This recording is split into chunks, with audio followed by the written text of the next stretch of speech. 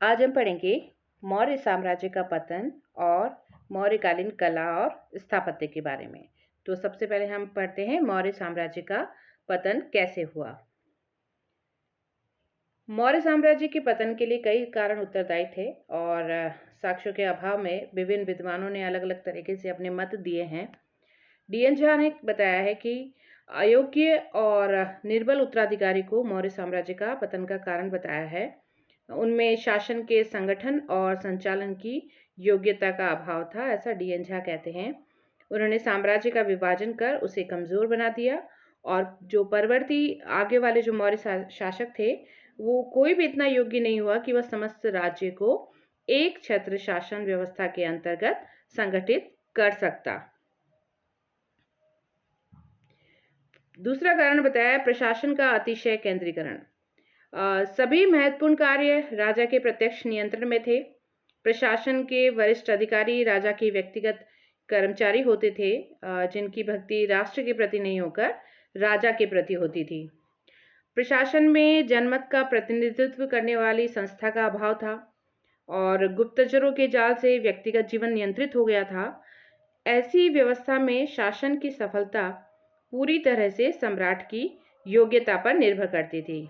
किंतु अशोक के उत्तराधिकारी अयोग्य थे और साम्राज्य के जो पदाधिकारी थे वो सम्राट के लिए ही घातक हो गए थे।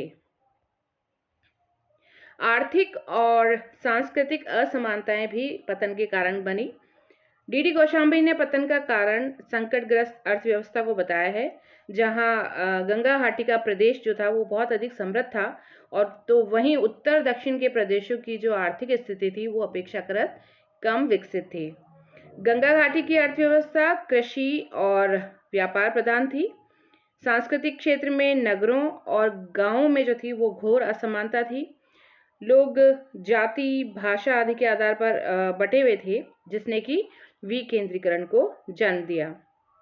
मौर्यों की विशाल सेना अशोक द्वारा बौद्ध संघों को अथाह दान की पूर्ति के लिए कमजोर उत्तराधिकारियों ने प्रजा पर बहुत अधिक कर लगाए और उसको अत्याचारपूर्ण तरीके से वसूला भी, जिसकी वजह से जनता का जीवन जो था वो कष्टमय हो गया। तो एक रीजन था आर्थिक और सांस्कृतिक असमानताएं।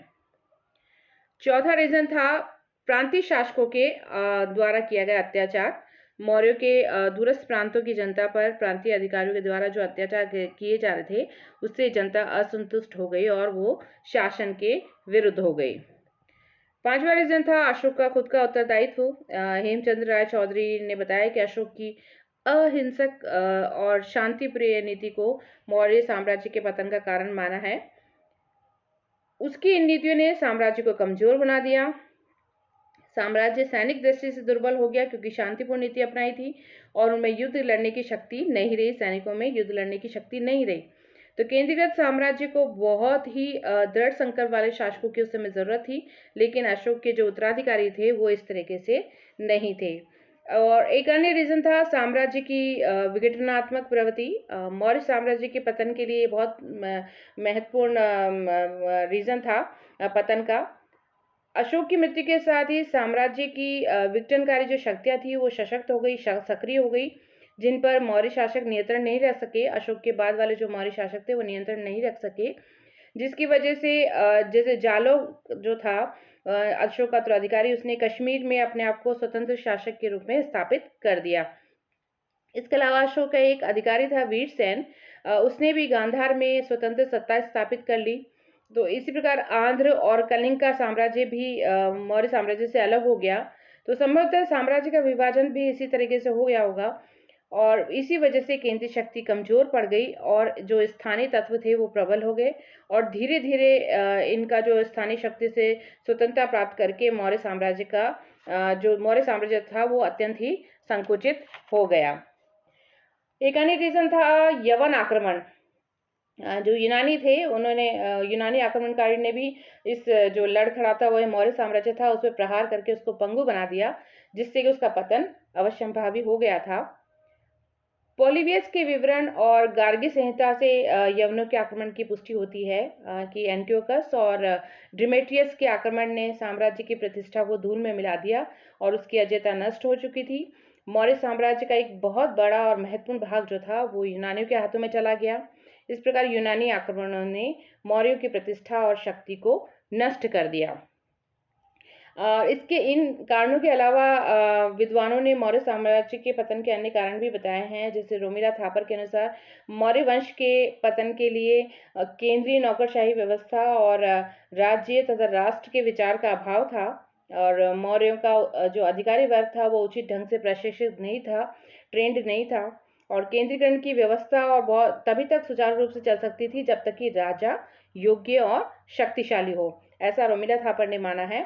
तो शुरुआत में तो ये व्यवस्था ठीक ठाक चली, लेकिन बाद के जो कमजोर मौर्य शासक हुए उनके समय ये व्यवस्था लड़खड़ा गई और अधिकारियों पर से नियंत्रण जो था वो समाप्त हो गया और वो धीरे धीरे स्वतंत्र हो गए और उन्होंने राजा को ही अपने शिकंजे में कस लिया, जिससे कि राष्ट्रीयता की भावना का अभाव हो गया और यही उसके पतन का कारण बना, ऐसा रोमिला थापर ने बताया है। प्रोफेसर रामचरण शर्मा कहते हैं कि मौर्य साम्राज्य के जो पतन के लिए अन्य कारण भी उत्तरदायी थे। उन्होंने कहा कि मगध साम्राज्य का जो विस्तार था वो कुछ मूलभूत श्रेष्ठताओं पर आधारित था, परंतु साम्राज्य के विस्तार के साथ साथ ही मध्य भारत और दक्कन और कलिंग में भी संस्कृति के नए तत्व जैसे लोहे का प्रयोग करना, अतिरिक्त उत्पादन, सिक्कों का प्रचलन शुरू हो गया था, व्यापार वाणिज्य का विकास हो गया था। इन सब का प्रसार होने से जो साम्राज्य की जो मर्मस्थली थी गंगा घाटी वो अपना महत्व खोने लगी, और मगध से जो प्राप्त वो भौतिक संस्कृति के जो आधार पर नए राज्य को स्थापित और विकसित किया जा सका। लोहे के औजार और हथियारों का भाई प्रांतों में नियमित प्रयोग होने लगा, जिससे साम्राज्य का ह्रास और पतन साथ साथ होने लगा। तो ये था मौर्य साम्राज्य के पतन के कारण। अब हम पढ़ेंगे मौर्यकालीन कला और स्थापत्य के बारे में। मौर्य काल में कला की भी बहुत अच्छे से प्रगति हुई। मौर्यगीन जो आर्थिक संपदा ने कला के विकास को प्रभावित किया। जैसे हड़प्पा की सभ्यता के बाद पहली बार भारतीय कला के जो स्पष्ट प्रमाण मिलते हैं वो मौर्य काल के कला के ही मिलते हैं। वास्तुकला और मूर्तिकला की इस समय बहुत अधिक प्रगति हुई थी, और इसी समय राजकीय कला के साथ साथ लोक कला का भी विकास हुआ। और इस मौर्यकालीन कला और स्थापत्य की जो जानकारी हमें पुरातात्विक साक्ष्यों से होती है। मौर्य युग से पहले कलात्मक वस्तु के निर्माण में लकड़ी, मिट्टी की ईंटों और घास फूस का प्रयोग होता था, किंतु मौर्य युग में सर्वप्रथम कला के क्षेत्र में पाषाण का प्रयोग किया गया और कला में चिर स्थायित्व आया। मौर्य काल के अधिकांश अवशिष्ट स्मारक जो हैं वो अशोक के समय के हैं, और जिससे हमें मौर्यकालीन कला की जानकारी मिलती है। और मौर्यकालीन कला और स्थापत्य के जो प्रमुख उदाहरण मिलते हैं वो इस तरीके से हैं। पाटलिपुत्र का नगर और उसमें स्थित मौर्यकालीन राजप्रासाद के अवशेष, और गया यानी बिहार में बराबर और नागार्जुनी पहाड़ियों में पहाड़ियों को काट कर बनाए गए चैत्यालय या गुहा आवास, अभिलेख युक्त और अभिलेख विहीन अशोक के स्तंभ, और स्तंभों के शीर्ष पर उत्कीर्ण प्रस्तर मूर्तियां और मृण मूर्तियां। मौर्यकालीन कला के सर्वोत्कृष्ट नमूने एक ही प्रस्तर खंड यानी एक ही पत्थर से बने हुए खंड से निर्मित स्तंभ या लाट हैं, जिनके शीर्ष पर भव्य पशु मूर्तियां प्रतिष्ठापित है। जो आगे मैंने कुछ पिक्चर्स आपके लिए लगाई हैं वो आगे अपन पढ़ेंगे। मेगास्थनीज ने पाटलिपुत्र के का वर्णन किया है और उसके राजप्रसाद का वर्णन किया है। राजकीय कला के अंतर्गत राज्य और शासकों के प्रयास से एक सुंदर कलाकृति बनाई गई थी। चंद्रगुप्त द्वारा निर्मित एक पाटलिपुत्र का राजप्रसाद था। अशोक द्वारा स्थापित स्तंभ थे, गुफाएं थी, जिनका उल्लेख मेगास्थनीज ने किया है। मेगास्थनीज ने बताया है कि इसका जो मौर्यकालीन कला का जो सबसे बढ़िया नमूना है वो काष्ठ निर्मित पाटलिपुत्र का राजप्रसाद है, जिसकी प्रशंसा मेगास्थनीज ने की है कि पाटलिपुत्र की नगर की जो सुंदरता थी वो अद्वितीय थी, और उसके राजप्रसाद की जो तुलना है वो सूसा और एक बतना से भी नहीं की जा सकती, मतलब उससे भी अच्छा था। और पाटलिपुत्र नगर जो था वो गंगा और सोन नदी के संगम पर बसा था, और पुनपुन नदी भी इसके पास में ही बहती थी। तो मेगास्थनीज के अनुसार 9.5 मील और ये लंबा था और 1.5 मील ये चौड़ा था जो राजप्रसाद था। नगर की सुरक्षा के लिए लकड़ी की एक 4 दीवारी बनाई गई थी और जगह जगह छेद भी बनाए गए थे जिससे तीरंदाज नगर की सुरक्षा कर सके। चार दीवारी के बाहर चारों तरफ एक गहरी खाई खोद दी गई थी, जो कि 600 फुट चौड़ी और 60 फुट गहरी थी। नगर में प्रवेश के लिए 64 प्रवेश द्वार बनाए गए थे, 64 दरवाजे थे, मतलब ये मिले हैं अवशेष में। राजप्रसाद और काठ की प्राचीर के अवशेष इसमें मिले थे। और दीवारों पर बुर्ज बने हुए थे जिनकी संख्या 570 थी।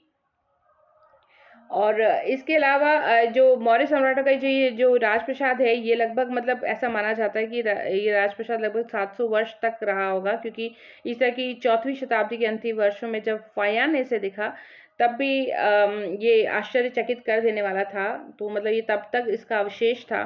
तो संभवतः वो राजप्रसाद और जो जो काष्ठ प्राचीर है, यानी दीवार है, वो आग के द्वारा जलाकर नष्ट कर दी गई होगी, ऐसा विद्वान इतिहासकार मानते हैं। इसके अलावा अशोक के द्वारा बनवाई गई गुफाएं थी। कला के क्षेत्र में ये भी अशोक का दूसरा महत्वपूर्ण योगदान रहा, गुफाओं का निर्माण करना, जो ठोस पहाड़ों की चट्टानों को कुशलतापूर्वक काट कर बनाई गई थी। बिहार में गया जिला के अंतर्गत एक तो बराबर की पहाड़ियों में ऐसी गुफाएं बनवाई गई जहां अशोक के अभिलेख भी मिले हैं। पहली गुफा अशोक के 12वें राजवंश की है, जो न्यायग्रोध गुहा या सुदामा गुहा जिसे कहते हैं, जिसे आजीविकों को दान में दिया गया था। और दूसरी गुफा जो थी वो विश्व झोपड़ी गुफा थी, जो कि इसी वर्ष यानी राज्याभिषेक के 12वें वर्ष में बनवाई गई थी, आजीविकों को दी गई थी। और तीसरी गुफा कर्ण चौपड़ थी, जो कि उसके शासनकाल के 19वें वर्ष में बनाई गई थी, और ये सन्यासियों को बाढ़ से सुरक्षा के उद्देश्य से दी गई थी। और गुफाओं की निर्माण शैली जो थी वो बौद्ध शैली से मिलती जुलती थी। बाद में अशोक के पुत्र दशरथ ने नागार्जुनी, जो कि गया जिला में है, वहाँ की पहाड़ियों में 3 गुफाएं बनाकर आजीविकों को दान में दी थी। तो इस प्रकार अशोक द्वारा बनवाई गई गुफाओं के आधार पर ही कालांतर में भाजा, कन्हेरी और कार्ले के चैत्यगृहों का निर्माण हुआ। तो इस तरीके से अशोक के द्वारा बनवाई गई गुफाएं भी मौर्यकालीन कला के बहुत महत्वपूर्ण सोर्स हैं। ये इस तरीके से बराबर की गुफाएं दिखती हैं, अभी भी आज भी इस तरीके से दिखती हैं ये। मौर्यकाल की अद्भुत कला के जो असाधारण नमूने हैं वो एकाश्मक स्तंभ हैं, जो कि 15 मीटर तक ऊंचे हैं, जिन पर एक एक शीर्ष है। और इन स्तंभों के 2 भाग हैं, एक तो नीचे एक लंबा खंभा होता था और जिसकी गोलाई नीचे से ऊपर की ओर कम होती जाती थी, और इसका व्यास लगभग 90 सेंटीमीटर से 125 सेंटीमीटर तक होता था। इन स्तंभों के ऊपरी सिरे पे एक शीर्ष होता था, जो किसी पशु की लघु मूर्ति से सजाया जाता था। और ये लघु मूर्तियां मुख्यतः सिंहों की, अश्वों की, वृषभों और हाथियों की होती थी।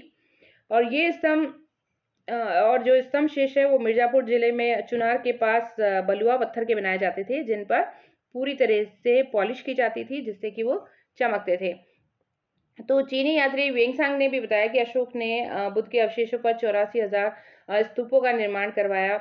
इसके अलावा यहाँ मतलब सांची, भरूच और सारनाथ के जो स्तूप मिलते हैं वो अशोक के समय के ही बने हुए हैं। और अशोक ने भिक्षुओं के लिए विहार भी बनाए। तो इस तरीके से ये मौर्यकालीन कला के जो ये प्रमुख जो अभी हमें दिखते हैं, ये इस तरीके से आप देख रहे हैं। ये लाट है जिसपे एक पशु मूर्ति है, आपको दिख रहा है ये सिंह की मूर्ति है। ये रामपुरवा का है वृषभ स्तंभ लेख, जिस तरीके से वृषभ की इस पे मूर्ति है। ये सारनाथ का स्तंभ है, अशोक स्तंभ लेख जिसको बोलते हैं अशोक स्तंभ। और ये अलग अलग मैप में मैंने आपको बताने के लिए किया है। ये सारनाथ का, सांची का मैप में आपको दिख रहा है, संकिशा का जिसपे एलिफेंट बना हुआ है, ऊपर वाला लौरिया नंदनगढ़, रामपुरवा का और वैशाली का स्तंभ लेख है, जिसपे हर एक पे आप देखेंगे अलग अलग पशु मूर्तियां लगा रखी है। मौर्यकालीन सभी मूर्तियां जो थी वो बलुए पत्थर से बनी है और इन पर चमकदार पॉलिश की गई है। और खुदाई से प्राप्त जो सभी मूर्तियों में पटना के पास एक दीदारगंज से मिली एक यक्षी की मूर्ति है, जो कि एक स्वस्थ स्त्री की है और वो अपने हाथ में एक चंवरी पकड़े हुए है। और पाटलिपुत्र के भग्नावशेषों में जैन तीर्थंकरों की मूर्तियां मिली हैं, जो पॉलिश युक्त है।